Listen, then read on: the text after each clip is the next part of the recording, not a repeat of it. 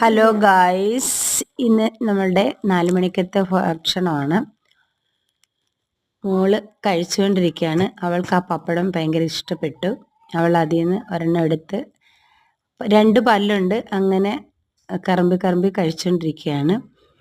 പിന്നെ അവൾക്ക് ഇഷ്ടം 50-50 ബിസ്ക്കറ്റാണ്. ഇപ്പം അത് ഉമ്മി പൊട്ടിച്ച് അവളുടെ കൈ കൊടുക്കുകയാണ്. അവൾ കൈ കൊടുത്താൽ മതി, അവൾ കഴിച്ച് തിന്നോളും. അങ്ങനെ കഴിച്ചുകൊണ്ടിരിക്കുകയാണ്. പിന്നെ അവളത് കുറച്ച് നേരം ഇങ്ങനെ കയ്യിൽ പിടിച്ച് കടിച്ചിരിക്കും.